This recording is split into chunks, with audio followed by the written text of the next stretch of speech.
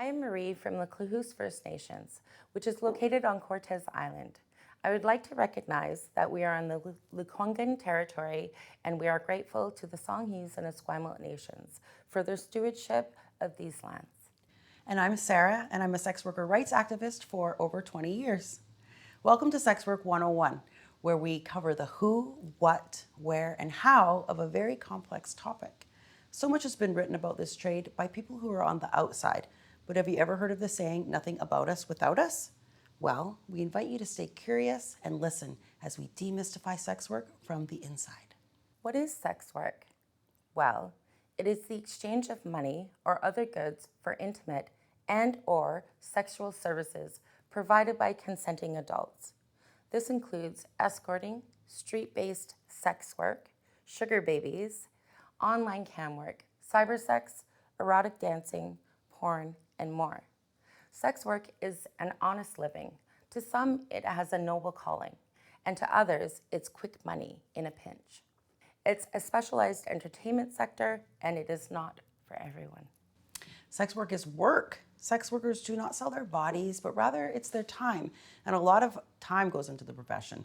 This can include makeup and performance, marketing, screening, networking, advertising, brand development, conflict resolution, customer service, photo editing, web design, harm reduction, scheduling, active listening, and counseling skills. Does that sound like a business? Yes, it is. Sex trafficking is not sex work. Trafficking is a human rights violation. It is defined as the recruitment, transportation, harboring, and/or exercising control over someone's movements of a person with the purpose of sexual exploitation. Where does sex work happen? Street-based outdoor work makes up only 5 to 20% of sex work. Indoor work includes homes, brothels, massage parlors, strip clubs, hotels, etc. Outdoor workers are more vulnerable to violence because they're the most visible. But it's the stigma that's so dangerous because it sends a message to aggressors that nobody cares. Who are sex workers? Don't assume you know anything about sex workers and their lives, as their experiences are widely diverse. Workers are women, men, transgenders, and non-binary folks. They can be marginalized, such as Indigenous women, immigrant and migrant women, people of color, and those in poverty or who struggle with physical, mental, and addiction issues. They are parents, aunties, partners, friends, and community members who are contributing to society. They can hold other jobs like lawyers and real estate agents, artists, neurodiverse folks, and peoples with disability. The beauty of sex work is there is opportunities for everyone. It's a job, whatever your age, race, size, or abilities. There is a market for your body. Disability first. Many people with disabilities do sex work and continued through the pandemic. Disability is narrowly defined as mobility issues, chronic pain, mental health challenges, or brain injuries. It can be visible or invisible. Many people may choose the work because of a disability and the lacking economic and social supports in our healthcare system. Sex work can be easier on the body than lots of other work. Gender considerations. Many workers are women or gender diverse. Adopting an intersectional lens recognizes that each person is a literal intersection of identities. So imagine an intersection where each road is one of your identities, like a race, class, age, gender, ability, etc. One's access to power is tied up in their intersections. This means that a middle-class white sex worker will still have a more privileged experience than a BIPOC worker who has a disability and came from poverty, who has a different experience from an immigrant student who is learning English, and so forth. When we consider class, we see that sex work is a working class reality. It uses the body like all labor work, such as massage therapists, athletes, etc., earning a living and often caring for others as a single parent. Sex work feeds families, but financial hardship and custody concerns are balanced with worrying about social services and nosy neighbors. When we consider intersections like sexuality, gender, and race, we find that trans people, Black, Indigenous, Asian, and people of color are over-sexualized and fetishized. And the further from the margins, the more overrepresented folks are in street-level work. The tools of colonization, like residential schools, the 60 Scoop, the Indian Act, as well as displacement and segregation, are direct causes of the overrepresentation of Indigenous women in sex work. And yet, they continue to be leaders in community despite the ways multiple stigmas intersect and interact. The client, when they think of him, they don't know about the one who was too shy to call, so he looked up my number every day for a year before dialing it. The one whose wife died a decade ago, he brings cookies and I watch country music videos with him. The one who has so much kindness in his eyes, generosity in his heart, but not enough teeth to woo a lady. The one who is so ashamed of his body, he's never let anyone see it. We talk in the dark and I joke. He laughs. I can feel his smile. He feels my warmth. The one who loves his wife, but she hasn't been herself in years. He is so lonely. The one who just got married, but neither he nor his bride got to choose. The one who protects his heart. It is too fragile out in the real world, but he trusts me with it, in small doses. The one who is afraid to ask for what he likes. He likes that I don't judge him. Purchasers' motivation include a recharging of mental, emotional, spiritual, physical, and psychological health. Disabled or elderly people benefit from intimacy, same as motivations for seeing any service provider for their specific skill set. And maybe that's why sex workers purchase services from one another. Why provide? Well, let's recap and reinforce that it is a choice not solely driven by poverty or victimization. Many folks do it part-time to supplement other income. It's got flexible hours and better pay. It's about autonomy, because if I can't sell my services, is my body really mine? It's an entrepreneurship where consent and boundaries are the name of the game. You determine your services, you set your own rates, and refuse unwanted clients, etc.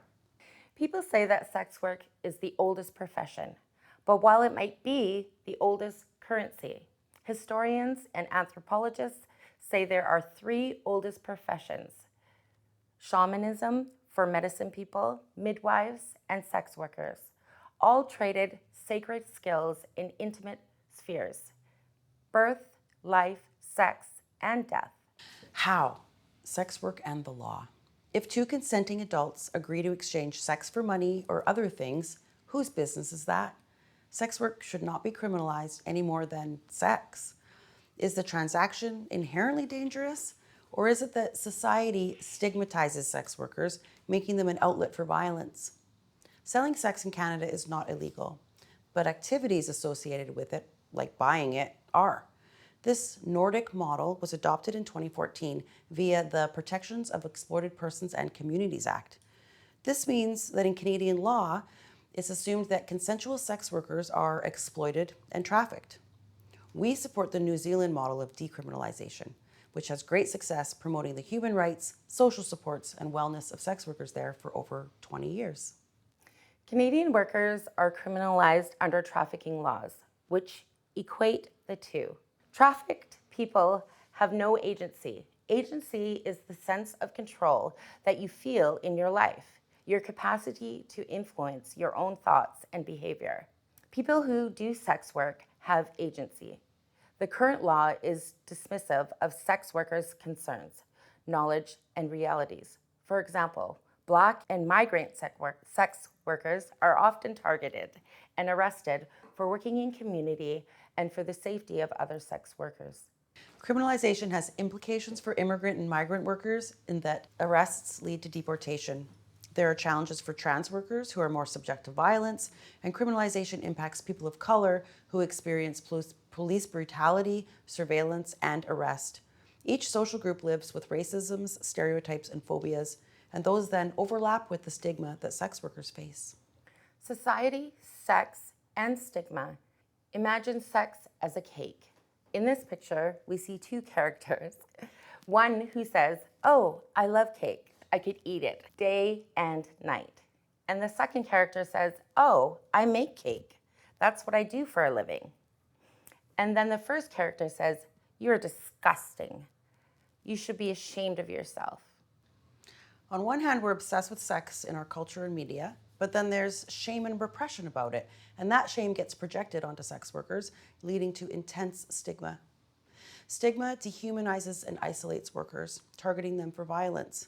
On the flip side, dismantling stigma through decriminalization has a positive impact on sex workers' lives who report feeling safer and more respected. Around safety, who keeps us safe? We keep us safe. There is a historical distrust of police and workers act together to keep safe. For example, taking down license plates, phone calls to check in, and sharing bad info. Occupational health and safety is a labor issue at its core. There are misconceptions around sexual health, but since forever, sex workers have been diligent with testing and safer sex practices because it's their income. Illnesses like colds and flus affect sex workers too, and just like any small business, if you're off, it's without pay. To address the well-being of sex workers, we need to keep social determinants in mind. So if we want to solve problems, getting folks out of the trade, it's not as helpful as supports like affordable housing, a living wage, childcare, and better disability benefits. Rights, not rescue. We advocate for fair treatment, safety, and respect. Sex worker rights are human rights, civil rights, and reproductive rights. Sex worker rights has been championed by queer workers of color who have always been at the forefront of social movements. In the general, sex workers are outside the mainstream, so they are fighters. They also bring forward thinking ideas that challenge society's assumptions. Immigrant and migrant workers fight alongside labor rights movements, and two-spirited LGBTQ plus activists march for everyone's right to body autonomy. We all want solidarity, not salvation. We will end with a poem. It's called Bimbo. Who you calling a bimbo? Slut, hooker, whore, prostitute, because they're working in their birthday suits or living a life of ill repute. What is it you can't compute? For some of us, it is prostitute or destitute. But you're calling out whore because there's condoms in the top drawer or they're stripping on the dance floor? You see, there's just so much that you ignore. There's ways of being unaccounted for, and I want to ask you, how do you make it to the grocery store? And how much do you love what you do to make ends meet or be at peace when you fall asleep? You don't really know, though, what it's like. Imagine working in a legal limbo where your customers are made criminal, and every day we survive, it's a miracle because somehow violence is forgivable. More so for our kin with black or brown skin, because you've never been in the position they're in, where intersections begin with systemic racism. And for our friends who use substances, there are far less tolerances. And to my sisters on the street, no experience is elite, because police harassment takes a backseat when the work is considered discreet. Multiple identities put you further from realities of basic human dignities like free speech, life, and liberty. So we can't speak for all bodies. But there is a secret army of working class asses infiltrating the masses. They are the twerking classes. Professional bimbos making earnings in uncertain legal limbos. Because when it's illegal to buy, well, it means they must hide. And the laws that protect us, they actually subject us to the shadowy, dark places that predators stalk us. So believe when I say, they are bimbos making earnings in uncertain legal limbos. Sluts, hookers, whores, and prostitutes, each fighting and finding their own truths in this humble and honest life pursuit, just like each and every one of you. Thank you.